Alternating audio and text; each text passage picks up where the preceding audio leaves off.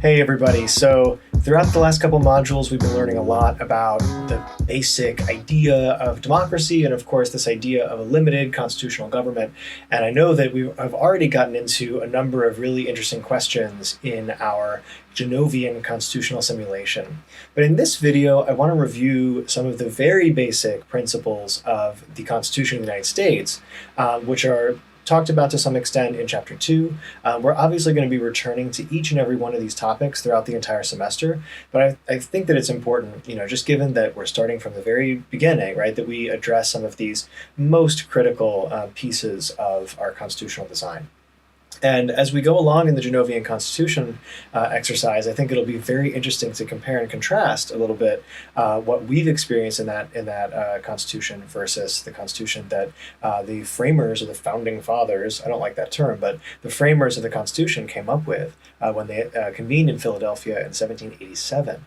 I also want to make kind of a diversion before I begin discussing these sort of graphics that come from the textbook. I've posted online, and we're going to talk about this at length another time. I've posted a link to the Articles of Confederation and Perpetual Union, which, as you can read about in the textbook, is really the very first stab at some kind of collective governance structure that the United States came upon soon after the actual American Revolution. And another thing that I think is really important for you to do as you review these materials, as you read the textbook, and as you watch this video, is to really compare and contrast the Articles of Confederation with some of these principles. And I think you're going to see that really this second attempt at a constitution that the American delegation to the Constitutional Convention came up with is a much more robust document, although certainly an imperfect document. And so let's just start thinking maybe a little bit about some of these particular features. The first feature that we need to talk about is perhaps the most important, perhaps the sort of most ingenious piece of this Constitution, the kind of Madisonian logic, James Madison obviously being an important part of this discussion. The Madisonian argument essentially that you need to have some kind of separation of powers in order to prevent those powers from aggregating together into essentially a single power that's going to run amok and take over sort of all of the other powers in a government. And so Madison and others who were creating this system thought to themselves, we need to have some kind of set of checks, right, where we're able to say that these responsibilities belong to sort of one group of individuals in government, these responsibilities belong to someone else, and then there's another set of responsibilities that might belong to another group. And sort of as Americans test drove this Constitution, we started to learn a lot more about how those powers separate and stay distinct or not in practice. And so I think one of the main themes of American government over the last 200 plus years has been questions about testing the limits of these separations. So the first thing we can think about is the fact that our government at the federal level is sort of divided into three branches. Okay, the legislative branch, the executive branch, and the judicial branch. We've got this very helpful graphic where we can see, right, the Capitol building. We can see, the White House here as the symbol of the executive, and we can see the Supreme Court building as kind of these three symbols, right? The legislative is really thought of, and of course we're going to go through this in detail in the actual text of the Constitution through each module. Legislative branch is thought of as kind of the first branch. It's the one, there's no surprise why we started there in the Genovian Constitution as well. You need to have some kind of deliberative body to be able to pass laws and make some kind of collective decisions. And so the legislative branch in modern times does all kinds of things, right? They pass federal laws, they control appropriations, which is essentially the process by which monies from the federal government get dispersed to various states, groups, individuals, etc. They're very important in the foreign sort of affairs world as well by approving treaties, engaging in presidential appointments, right? So they're able to have some kind of check on the presidency through that. They regulate interstate commerce, so they have a role in sort of adjudicating disputes between the states as well. And they also are important in, the text of the Constitution says they're important in establishing lower courts as well. So they set up essentially this lower courts in the federal judiciary. So if that seems like a foreign language to you, don't worry. We're going to get into all of this in the next few weeks. Every single one of these roles and responsibilities, and critically where those come from, why the legislature is in charge of those things and not other stuff. The executive branch, obviously, that's the one with sort of the president at the top of it, something that is separate and distinct from the legislature. This is one of Madison's key insights, right? The executive is essentially supposed to enforce laws that are passed by Congress. So Congress sort of passes these laws, puts them on the books, and then it's the executive job to go out there and actually see that those laws are actually enforced. The executive branch, which again is not just the president, right? There's an enormous set of bureaucracies that the executive sort of is in charge of. Executive serves as the commander-in-chief of the armed forces. There's obviously a lot to do with foreign sort of affairs here, treaties, all kinds of things. As we've seen in recent times, right, Supreme Court justice and federal court judge nominations, right? Presidential pardons, that's certainly a topic we can get into a little bit later. This is obviously a fraught political topic. But all kinds of other sort of bureaucratic appointments as well is very important. So I'm sure you've seen in the news recently, right, many different kinds of nominations and appointments, right? These individuals have come under scrutiny, and really that part of that is because those individuals have been appointed by the president and not by Congress, because that's not really the way it works.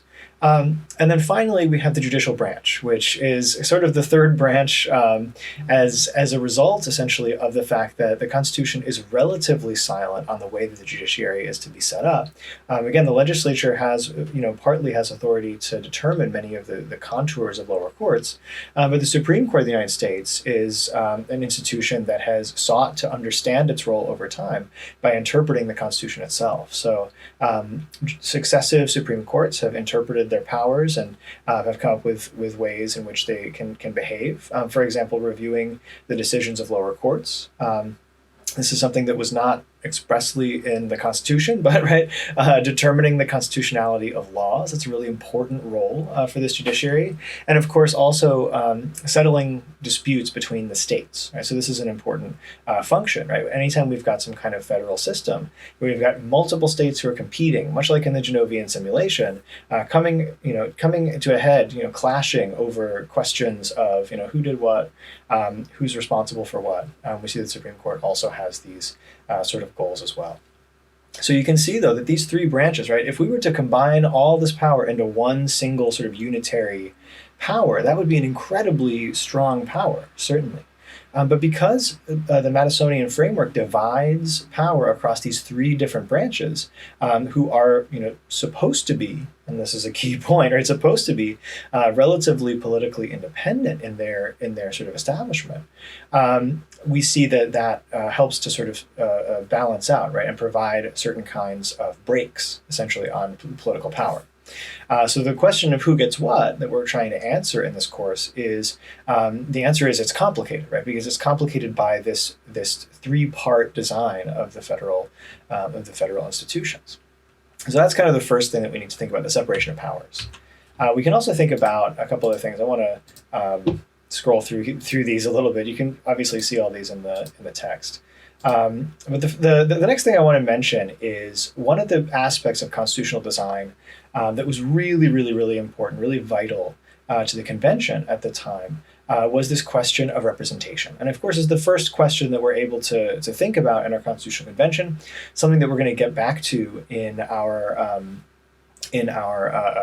discussion on the next class session.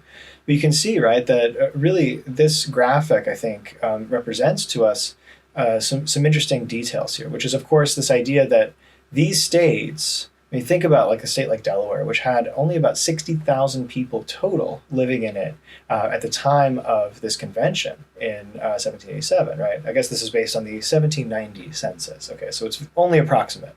But this distribution is certainly really important, right? Georgia has about 80,000 people in it, right? It's relatively, a relative newcomer to the scene here, right? Rhode Island, it's an older colony, but still is very small. And you have other states like Pennsylvania, or other colonies like Pennsylvania, and of course, and very importantly, Virginia, with almost 750,000 people living in it, who dramatically outweigh these states. I mean, compare these populations, right? Almost 750,000 people versus 50, 60,000 people. This is a really, really big set of contentions for the framers of the Constitution, because delegates from Delaware came, right, and suddenly realized that they were tiny ants in a room full of giants here, and they looked at this and they said, a federal government means that we're giving up some of our power to a federal organization that's going to speak for all of us. And what we're afraid of, what we don't want to have happen, is for this essentially to become a government by and for the people of Virginia, Pennsylvania, and Massachusetts, and not us. Right? So Rhode Island, New Jersey, these smaller states, really, these were the populations they were dealing with, and they thought that these kinds of imbalances were going to continue. And so a couple of different plans were floated to try to determine how to essentially figure out how many seats each of these groups get in the Congress. And so there's a couple of plans, and ultimately the plan that we want to focus on here is the Connecticut Compromise. Okay, the Connecticut Compromise is also known as the Great Compromise, and it's essentially this idea that we're going to end up having bicameral or a split legislature. Okay, this is a legislature in which we've got one chamber for which the number of seats is determined by how many people live in your state. Okay, so this matters, right? So Virginia in the House of Representatives is going to be going to have a lot more seats than will a Delaware or a Rhode Island. Pennsylvania is going to have a lot more seats, right? Whereas in the Senate, this was the compromise of the Connecticut Compromise, was that they would end up having an equal number of delegates in that Senate that compared to the House, where it was proportional to population. And so Delaware, Rhode Island, New Hampshire, all these smaller states say, hey, we're very happy with that, right? We get the same number. We get 2 senators as much as Virginia does. And so in the Senate, we've got this balance that's across state lines. And I want to stress, this is really important to think about. These states are fundamentally very, very different at the time. Okay, we're about to talk about one extremely important fundamental difference, right?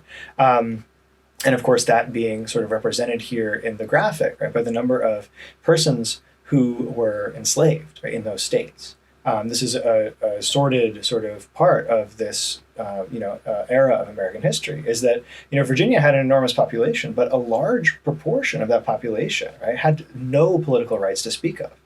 Right, 0 political rights. These people were enslaved. They literally were not considered, right, by the delegates of Virginia at all in terms of their thought about, oh, we're going to have representation. Right? They're not trying to represent these individuals, because these individuals, of course, for them were nothing more than sort of an economic engine and not really people. Right. Of course, the legacy of slavery is a consequential part of our history, and continues to be today.